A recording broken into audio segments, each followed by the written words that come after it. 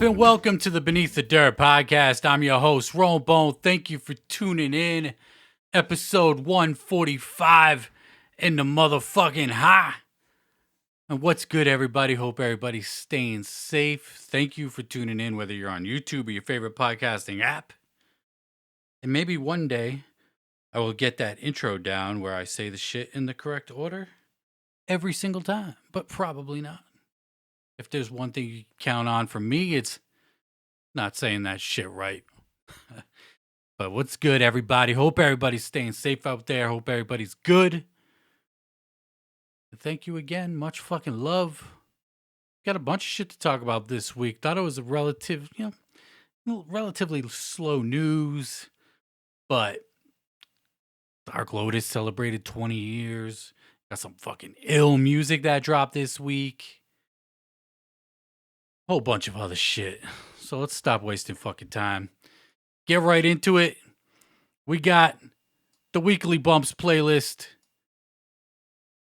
I want y'all to go follow it. Spotify, Apple Music, YouTube, beneathdirt.com. You can get the links to get there. And this week's playlist is fucking fire.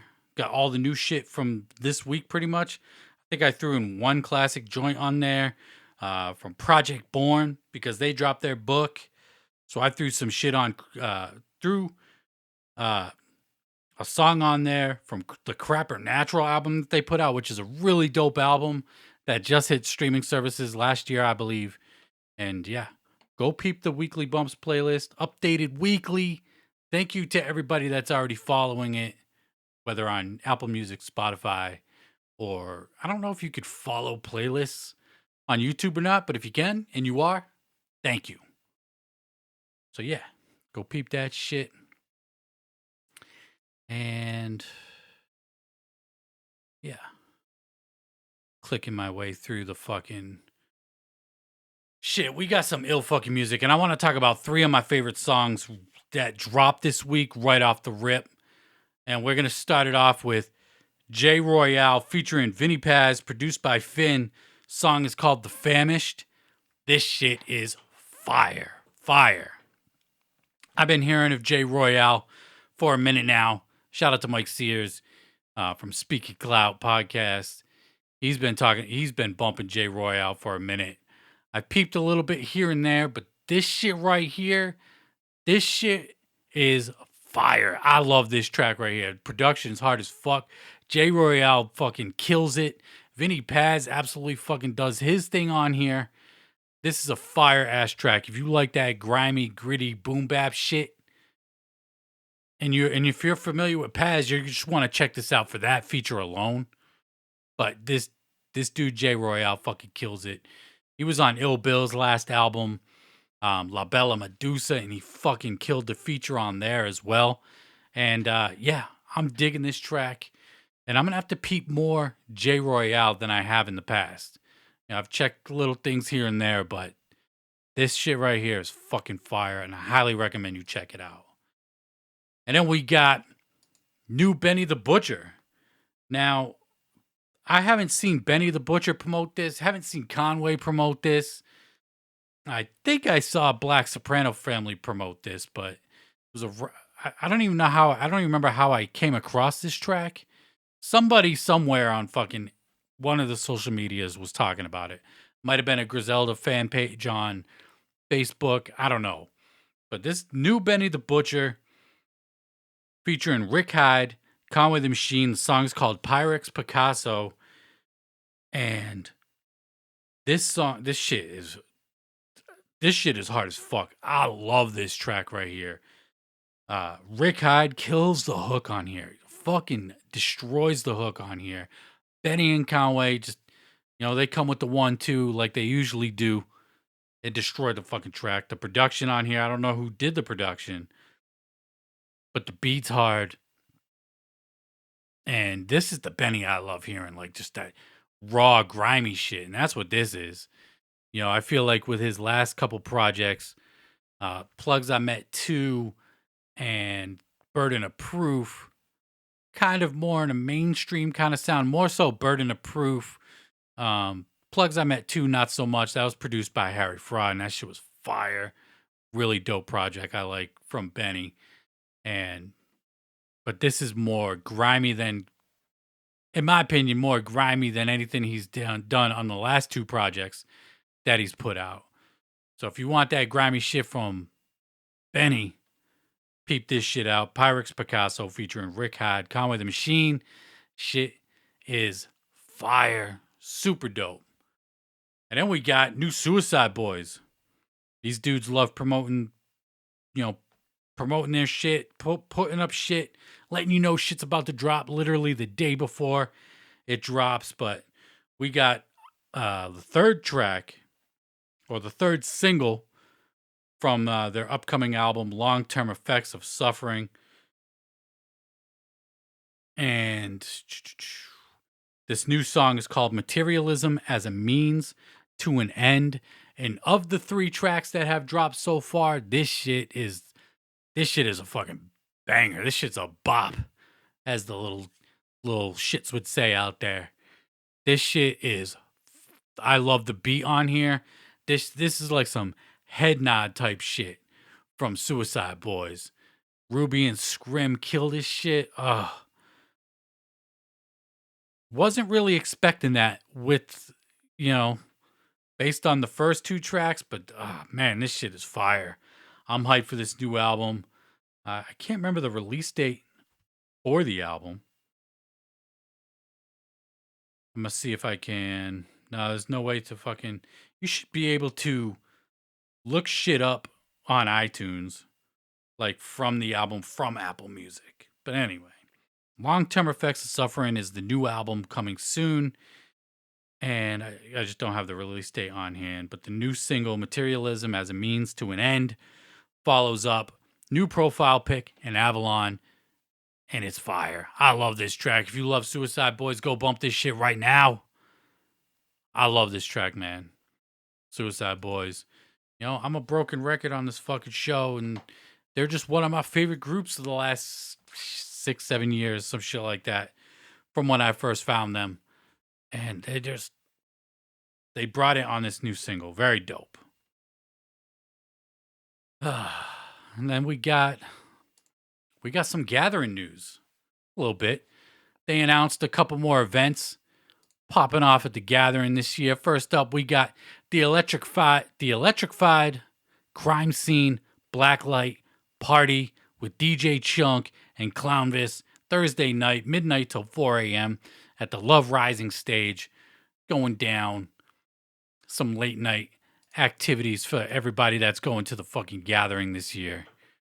So we got Clownvis, DJ Chunk. I got to admit, when Clownvis did his thing at the House Party Peep Show, when he was at I think it was the Hallowicked show he was hosting, and he fucking did his thing on there. Dude was mad entertaining. I've never seen him perform before, doing his thing, and that was my first time seeing it.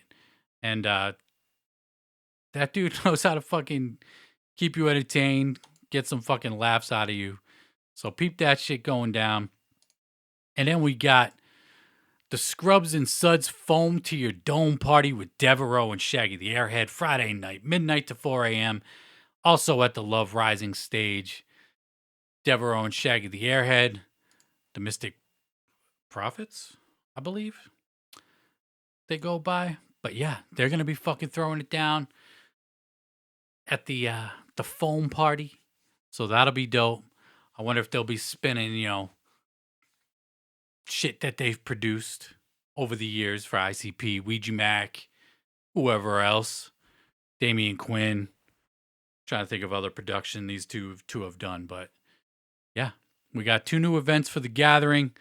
So we're just waiting for more news from the gathering. Will there be a gathering infomercial? I've been wanting to bring this up for a few weeks, and I just keep fucking forgetting, and I literally just remembered right now. Had no plans of talking about it, but let's fucking talk about it, right? Will there be a gathering infomercial? Of course there fucking will be a gathering infomercial. If I'm a betting man, I'll say that there will be a gathering infomercial. It might be late as fuck, considering the gathering is only a month away. And they're probably still trying to fucking get acts booked for the gathering. It's going to be really interesting to see how this gathering plays out this year, because even though shit's opening up, but it's still kind of restricted. So I don't know. Depending on where you are, geographically, it'll be interesting to see who they could pull in for this shit, the events that they do, and if they can't pull that many people, what are they going to do to entertain the juggalos? Not that I think shit, you didn't have the gathering last year. I think at this point you could just fucking have a literal party in the fucking woods, and juggalos are going to fucking show out for it because there was no gathering last year. So, but I'd be curious to see who they pull. I mean, the last gathering they did was fucking epic as fuck. Crazy guests. Probably one of their, guests wise or performers wise, one of the crazier years for the gathering. That last one, 2019. But we do got the Bazaar show going down this year. They were supposed to do it last year. That'll be dope to see. Those albums, they definitely get more love nowadays than they did when they first dropped. They were very slept on when they dropped. I'd still say that they're kind of slept on, but a lot of people, it seems like anytime you talk about Bazaar, they talk about how much they love those albums. And because those albums are fucking fire, man. 2000, Halloween, Day, Bazaar, Freak Show. You had the trifecta in the Juggalo world on one fucking day. It was epic as hell. All three albums were fire. But yeah, I'd love to see that Bazaar performance. And that is definitely going down. So we got Shaggy the Airhead, Devereaux at the gathering, DJ Chunk and Clownvis doing their thing as well. We'll see if other people, Ouija Mac gets his own fucking little event. Clay, Jay, and Shaggy, I believe they do their own shit. And we'll see. Maybe Jump Steady. Another thing is the gathering. Not the gathering, I'm sorry. Obviously the fucking gathering, but the seminar. What are they going to announce at the fucking seminar? If they don't announce Yum Yum's Bedlam release at the gathering, I don't think, me personally, I don't really want to hear anything else. I need that Yum Yum Bedlam news. I need that shit now.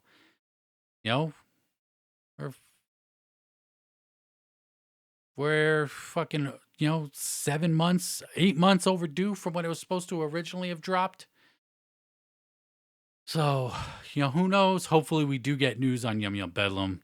It's just, the silence is fucking deafening on that fucking front right there. Straight up. No fucking news at all. No tidbits. No singles. We got the ding doll fucking single. We had the Lure. The Halloween EP. And yeah. Just like to hear some fucking news on the Yum Yum Bedlam album, man. The Yum Yum Flower. Where the fuck is she at? Where is she hiding? Jay, you gotta let us fucking know, man. But we was just talking about the Bazaar albums. How they were slept on when they first dropped. How juggalos appreciate them now.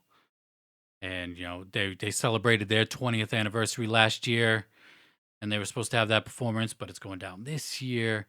But this past weekend, Saturday, we had the Tales from the Lotus Pod 20-year anniversary of its release date. From when it originally dropped, the original version, the Red Cross version with Marz, M-A-R-Z. And, I was out early Saturday morning doing my thing for Record Store Day. Didn't post about it on my social medias. And on my way back from my adventures of Record Store Day this weekend, I threw on Tales from the Lotus Pod. It was only right. I was looking for something to bump. I had it on my iPhone. I imported it a while back, and I wanted to listen to it and relive it because it's been a while since I've heard it. And this album is just as good now, 20 years later, as it was the day it dropped. If you were there 20 years ago, you know the fucking hype for this album. This album was hyped for damn near 2 years or more than 2 years, some shit like that. The original lineup, I think, was just ICP and Twiztid and Misery.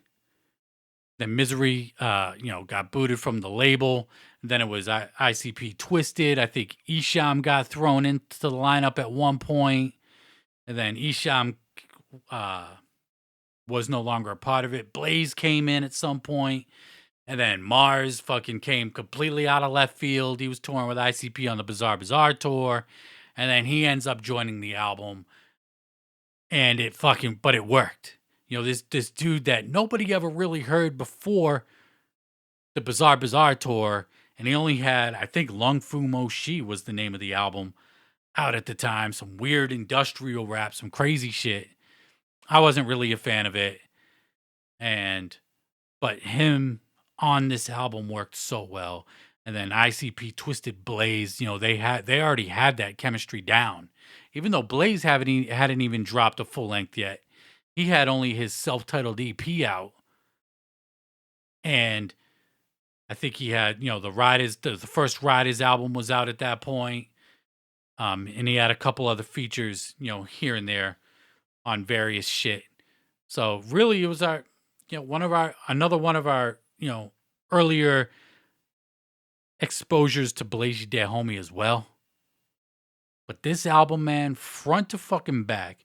Like literally you could play this album front to back, intro to .com, and it's fucking just such a good album. Such a good album.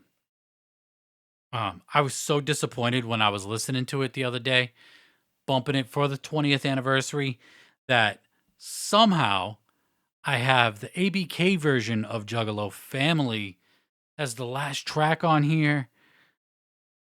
And we all know it's not until eternity, but say what you will of me. Say what you will of me. I'll always have Juggalo Family. Shout out to ABK. I love ABK, but this is definitely the definitive version. Regardless of what Violent J said in the past. But I fucking love this album, man. It was, they were hyping the 6. They even said it during the intro. This will be the last time you hear fucking ICP until the 6 drops.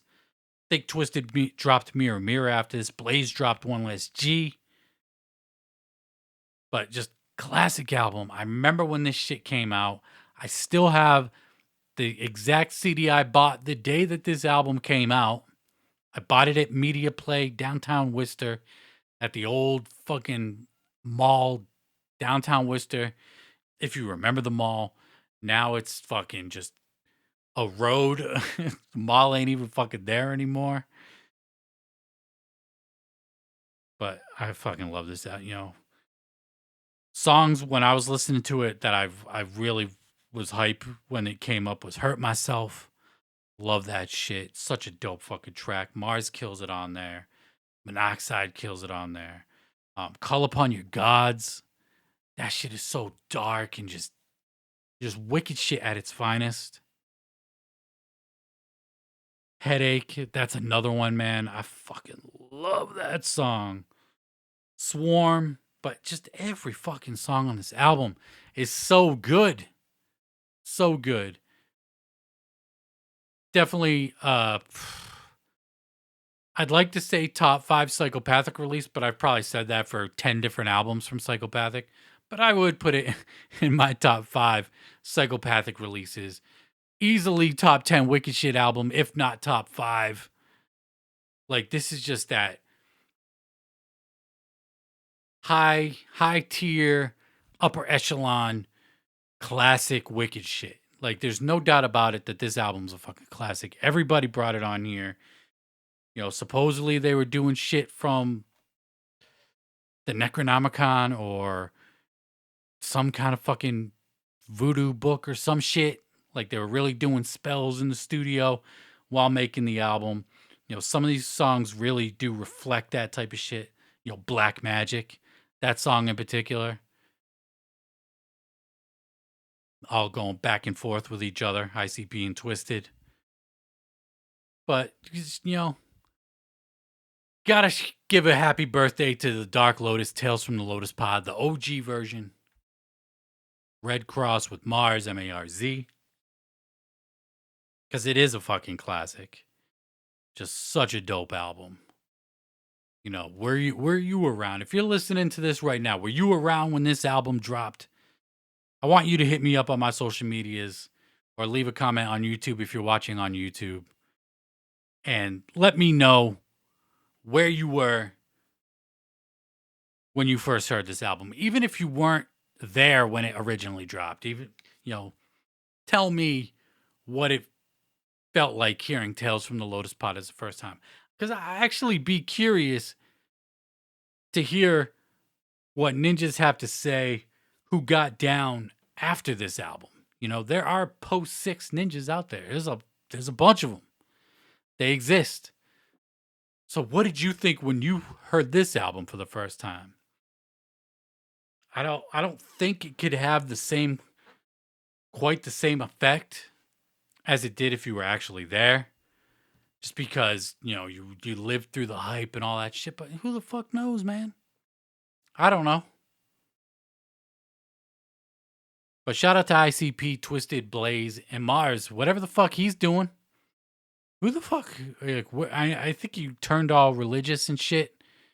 I don't know if he's doing religious raps or anything like that, but I heard he turned all religious, doing missions and stuff of that sort, if you will, I suppose. I don't fucking know. But shout out to them for fucking creating a classic.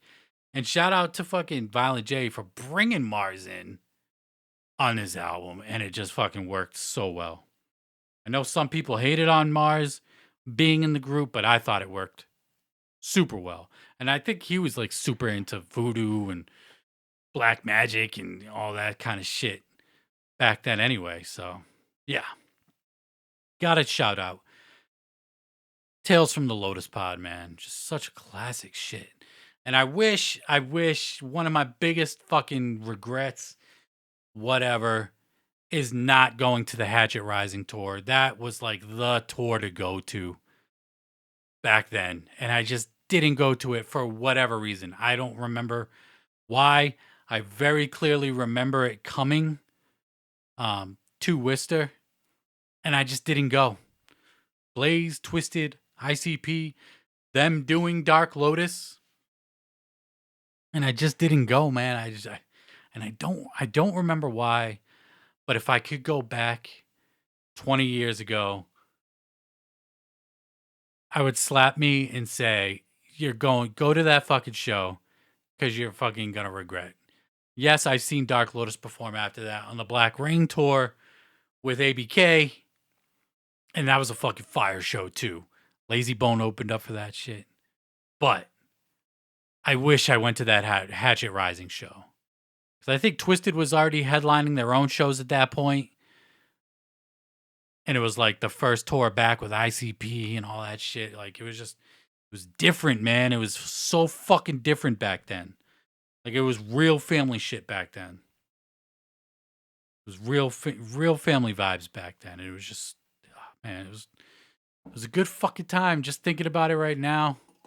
You know, thinking about it over the weekend and shit, listening to the album and whatnot.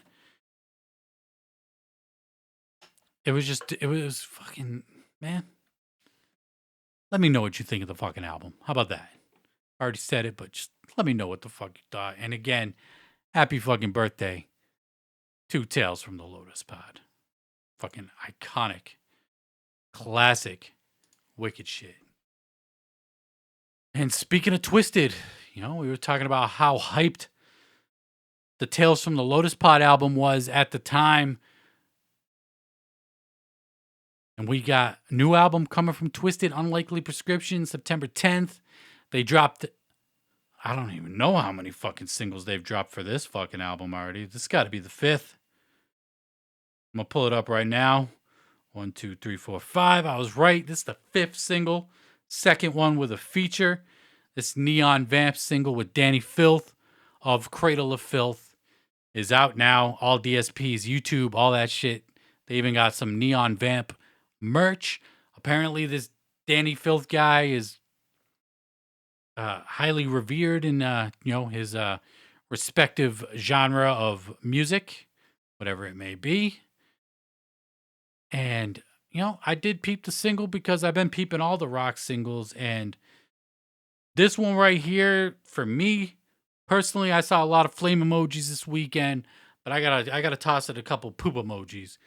I just not feeling this one at all, man. Some weird, not even really a rock track. Someone said this shit was metal as fuck, and I couldn't disagree anymore. This shit was not metal at all.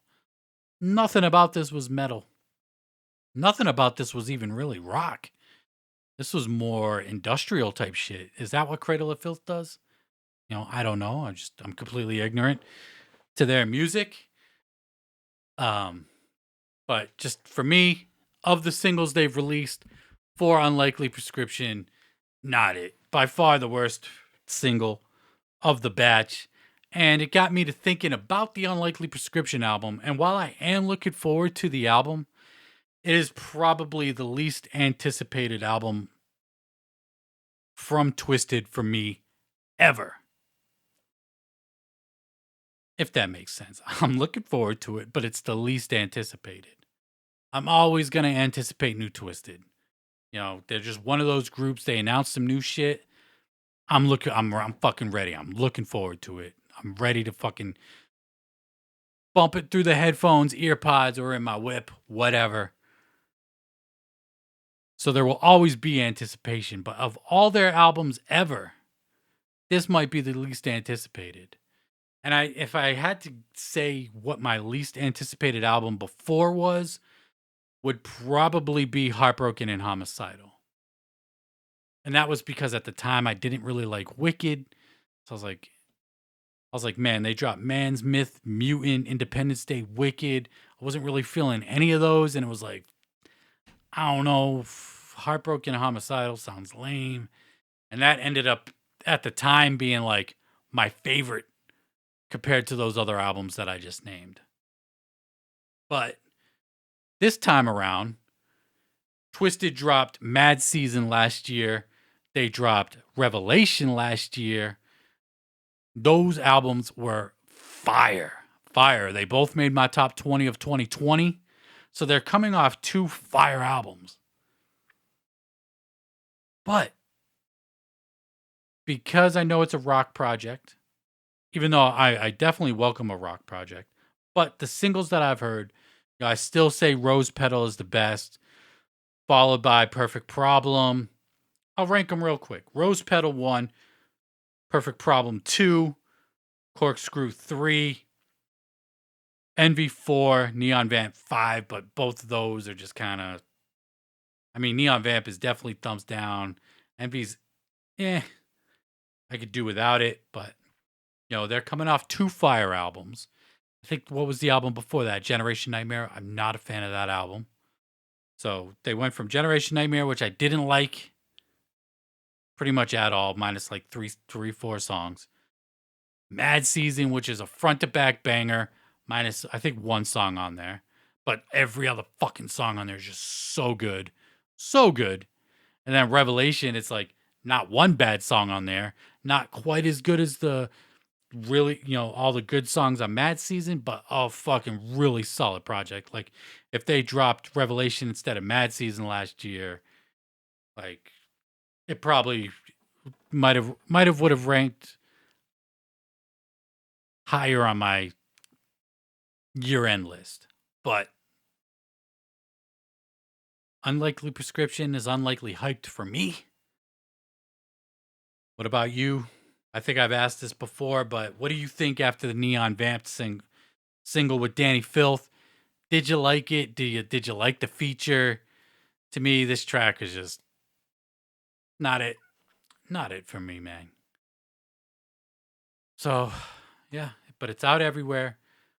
Probably my least hyped album or anticipated album from Twiztid. Still anticipating it. But of all of the ones that I've ever dropped, probably least looking forward to this shit. And then we got last week, Twiztid History. Shout out to Robbie.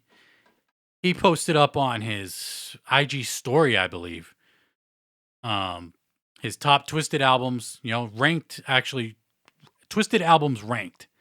And I did this a couple years back when I first started the podcast. I'm not going to break down my entire list. I'm just going to talk about where the newer albums sit.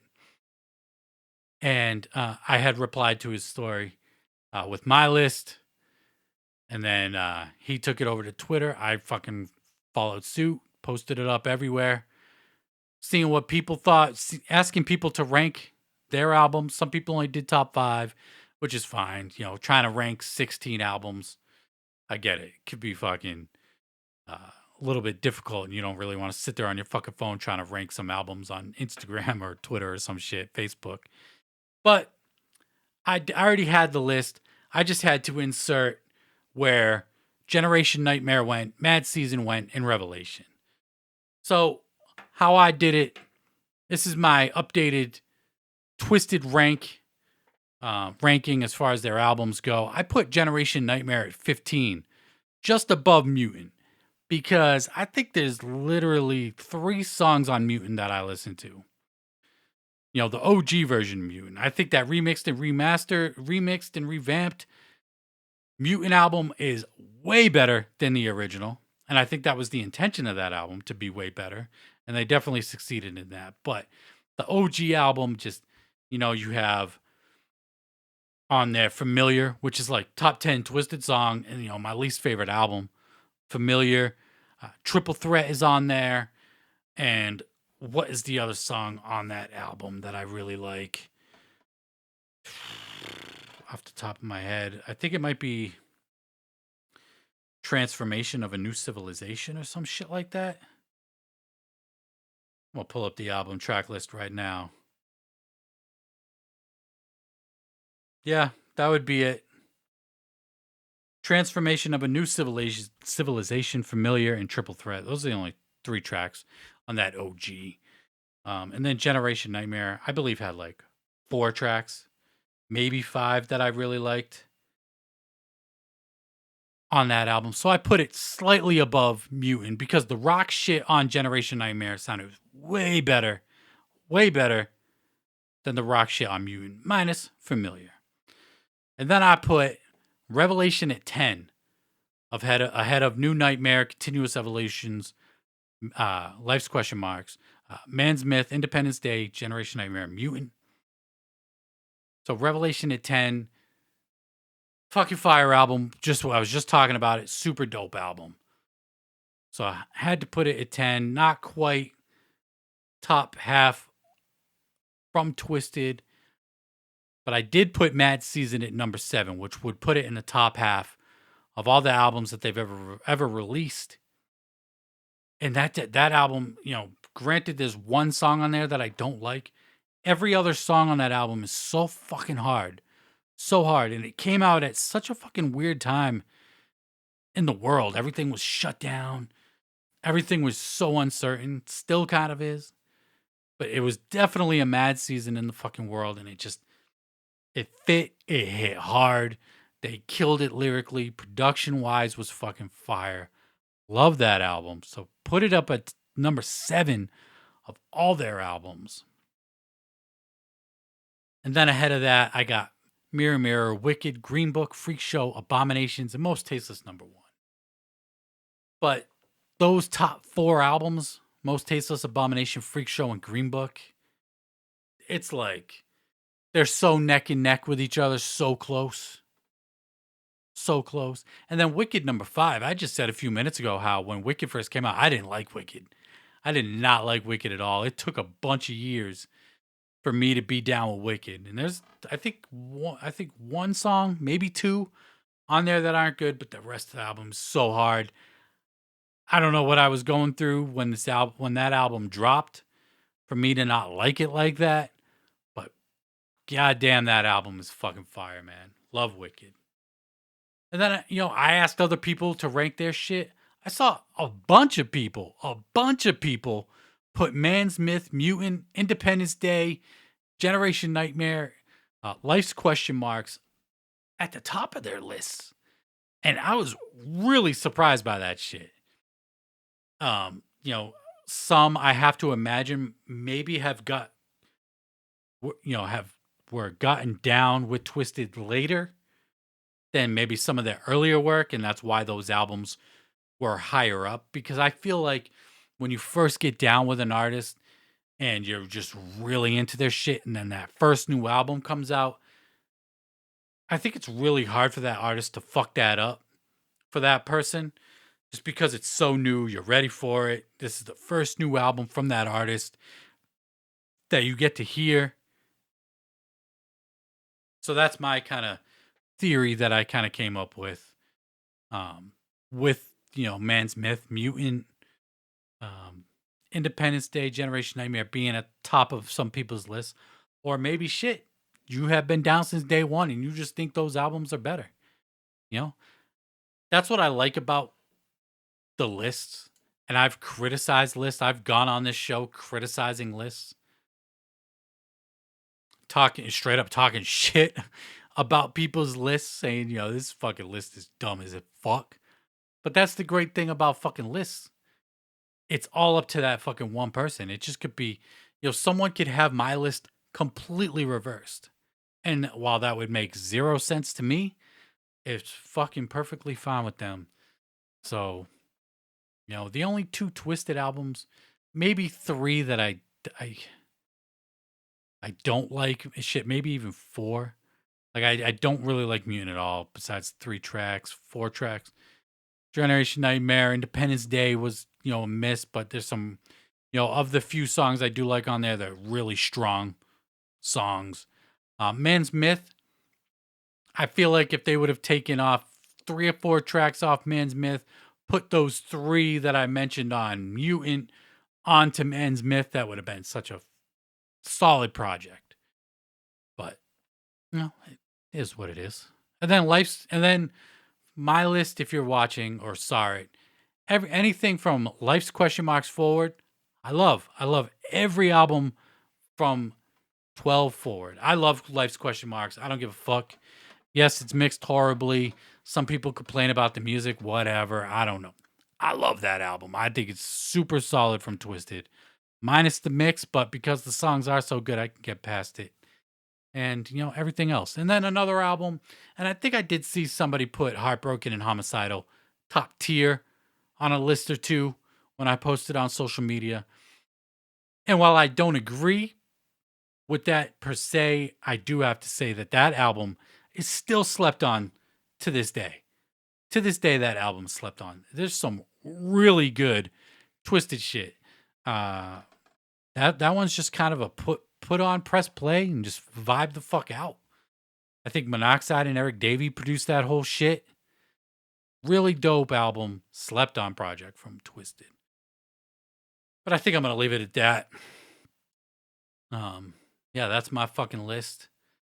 If you didn't reply to the list last week, let me know what you think your fucking ranking of Twiztid albums may be. But let's keep it going with the news. Let's keep it kind of Twiztid related, M&E related. Godsynth, no longer of Magic Ninja Entertainment. If you don't know Godsynth, former producer for Magic Ninja Entertainment and Twiztid. He produced a whole bunch of shit. He did a lot of shit on the Year of the Sword album. This dude is fucking fire on the boards, man. Like, seriously. The NPCs, the keyboards, whatever he uses, dude kills it production-wise. He's done a lot of ill shit for Twiztid and artists on M&E. But he did release a statement saying, I am no longer a part of Magic Ninja Entertainment. I no longer have anything to do with M&E Beats. So that was one telltale sign. Before this announcement, all his beats were taken down off the M&E Beats website, and he was uploading it to his own website, and he was promoting it on Twitter like a day or two before he made this announcement that he had his own website and shit like that. But he goes on to say, I still have love for George and the whole gang. No love lost at all. We're very cool. A lot of people have been putting two and two together as they should. A lot of people pay attention. A lot of people do pay attention. So I didn't catch on to it right away until he started posting it up on Twitter, kind of confirming what I was hearing, that he was, his beats weren't up on M&E Beats and started his own website. A lot of people also speculate too much, which is why you're reading this. So you just wanted to kill the speculation and just confirm it. I must reiterate, though, I love M&E. George gave me a plethora of opportunities over the past few years because he wanted me to succeed, and that won't change. I will still be working with M&E artists on upcoming projects because this is what I do. Not a lot is going to change. However, I am Godsynth. My team is Godsynth. I work with many artists, but I can only truly represent myself. Thank you to everyone for all your continued support, and thank you to M&E, Godsynth. So, no love lost between Godsynth and M&E. No fucking crazy drama or anything like that, which is good. Like to see that shit, amicable releases, no shit talking, anything like that. I'm sure we're going to hear plenty more from this dude. This dude's fucking super talented, makes banging ass beats. You've heard his production all over Twiztid shit.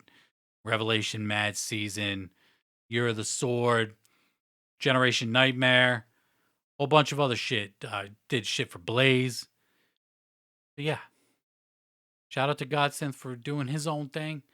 And, can't be mad at it. Can't be mad at fucking wanting to do your own fucking thing. We're in a day and age where everybody's preaching independency and doing your own, just doing it on your own. Just grinding it out. Even if it's, scary, whatever. So shout out to Godsynth. Shout out to fucking Magic Ninja for keeping that shit amicable. Dope to see. And let's get into some more news. We got fucking Scum featuring King Gordy, new single, Red Groundz. I believe this is the title track off Scum's new album of the second part of a 3-part series. I think we had Gray Skies as the first album of this 3-part series. Yeah, Dying World Chronicles, Gray Skies. I believe this is Red Groundz. I believe that's the name of the album. I could be wrong. Not sure. But it is the newest single featuring Kid Gordy. I did bump it. I'm not, I respect Scum as a businessman, as a fucking hustler, everything he does. I just can't get down with the music. I just, I've tried and, no hate, no fucking anything like that. Dude's been doing it for a long ass time and obviously has fucking fans. Dude throws his own fucking festival every year and tours the country and all that shit. And he's doing songs with fucking King Gordy, King Gordy, people consider a legend. I probably consider King Gordy a legend, even though some of his shit is, kind of questionable. But he's been putting it down for mad years, too. And, while the song ain't for me, I asked people what they thought. I saw a lot of flame emojis for it. So I just want to put the heads up out there. Scum did drop a new single called Red Groundz featuring King Gordy. It's out there now. Production is fire, though. I did like the beat. The beat was fucking fire. So yeah, go peep that shit.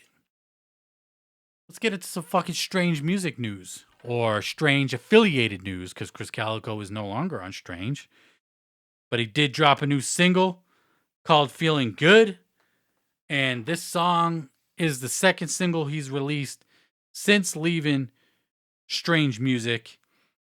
The first one being Wait.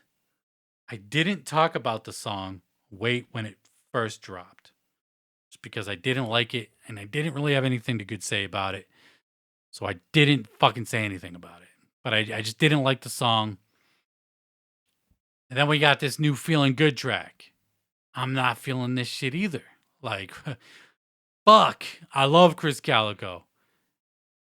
Y'all know I think Go is the best album Strange Music has ever released. A lot of people look at me fucking sideways for it. I don't give a fuck. My opinion. But I think that is the best album on Strange. He was mega slept on Strange. Still slept on probably. But we got this new single called Feeling Good featuring Futuristic. And I ain't feeling this new Krizz. These new singles that he's dropped, 0 for 2 for me with these 2 singles. So I don't know. But Krizz is one of those guys that I look forward to, no matter what. I look forward to when he drops. So I'll be here when he drops his next single after that. If an album ever comes, I think we were talking about last week how fucking artists just drop a million singles and then eventually an album, maybe. So we'll see. But the new single Feeling Good is out there. What do y'all think of it? I ain't really fucking feeling it that much. And but we did get some fucking new fire from Tech N9ne. Tech N9ne is fighting back. Tech N9ne is sick of motherfuckers talking shit, whether it be the fans, former Strange Music artists. Tech is sick of the shit talking, and he's talking about it. He's fighting back. He's taking your fucking halo for your shit talking. Whether you're a fan, former fan, criticizing Tech for business moves, for the music that he makes, if you're a former Strange artist who's talked shit or has addressed or complained about Strange music, he's talking to you. He's talking to family members on here, fans that have also sent death threats and shit like that. This is like the best sounding Tech since Nina. Nina was only a couple years ago. I wasn't really feeling the Interfere album too much, but this track is fire. Fire. This is the shit I like to hear from Tech. The angry Tech. This shit is super dope. The artwork for it, kind of fucking lame. But don't judge a book by its cover necessarily. Because I think this shit is fire, man. I really do. I like that he's, fighting back, taking back what's his, He fought for fucking Strange music. And good for fucking Tech N9ne sticking up for his own and his brand, right? Could criticize him for it. Could say this and that about artists leaving or whatnot. But I don't know the inner dealings of Strange music. Anything like that. Artists love to complain about not being promoted properly. And while that may be the case sometimes, I just think sometimes, hey, these artists just don't connect with the fucking people. So that's the kind of stance I'm going to take on it. I'm going to kind of stand with Tech on this shit. In the sense that I like that he's fighting back for his shit. He fucking fought hard to build this shit that he built, Strange music and the whole thing. So, props to Tech N9ne for that. Whether he's right or wrong, again, I don't know. I don't know the inner dealings of Strange music, anything like that. But if, fans talking shit, former artists talking shit is going to get this kind of music from Tech, bring it. Y'all know Tech is one of my fucking favorites. Ever. One of my all-time favorites. So, yeah.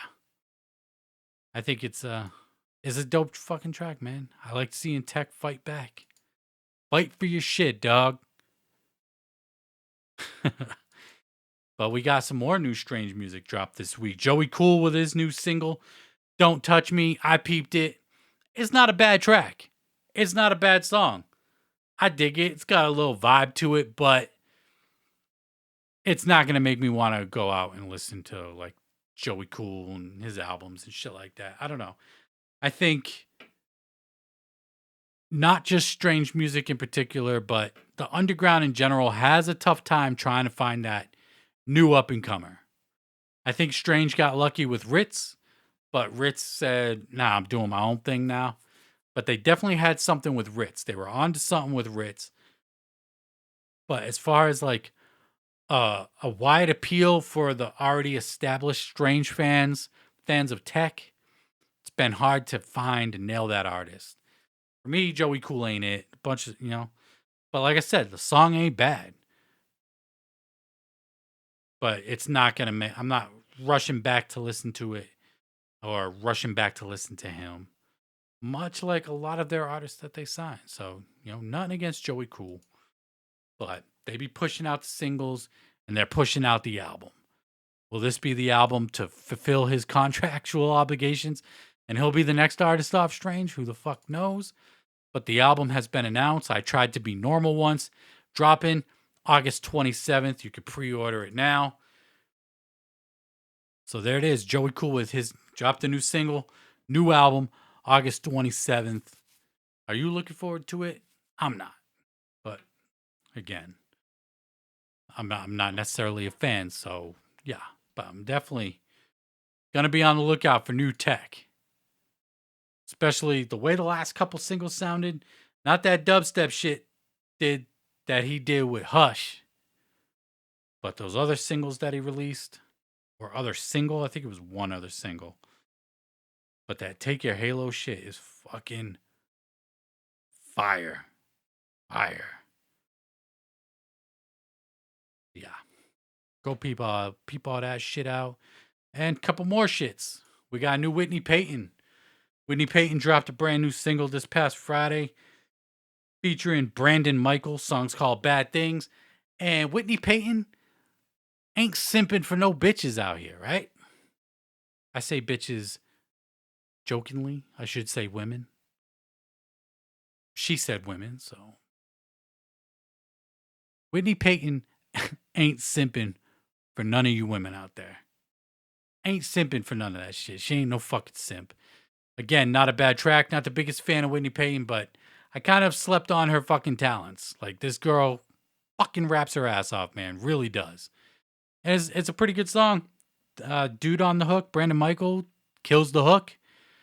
And, yeah.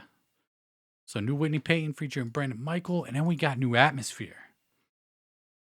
Atmosphere dropped 4 brand new songs off their upcoming album, Word, which is dropping October 8th. MF Doom is on the album. Notable feature. But they dropped the first 4 tracks off the album. Songs Fleetwood, Something, Crumbs, featuring Evidence. And I don't know how to pronounce that name, and I'm not gonna just because I don't want to butcher it. And Woes. So 4 new tracks. I haven't got a chance to listen to it yet. And but I do dig some Atmosphere.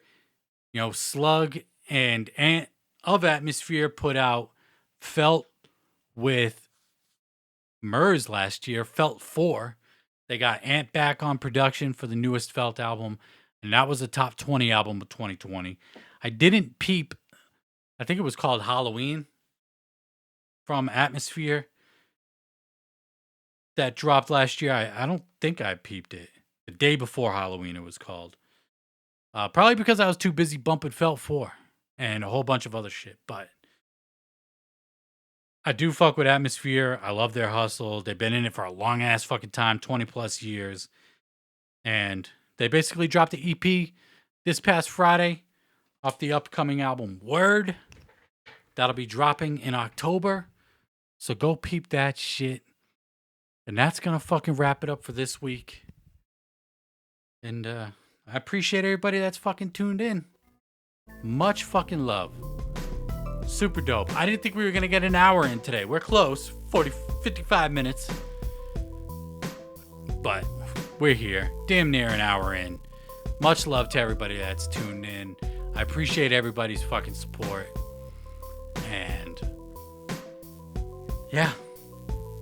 I ain't got really much else to say. Almost didn't do the episode this week. I had a fucking cat of 19 years. My cat Spike, who died. Rest in peace to Spike. I didn't want to talk about it because I'd probably get emotional. But rest in peace to him. I'll never fucking forget you. I miss the fuck out of you. Thank you for tuning in to the show this week. Much love. I'm Rowan Bone of the Beneath the Dirt podcast. I'm out. Peace.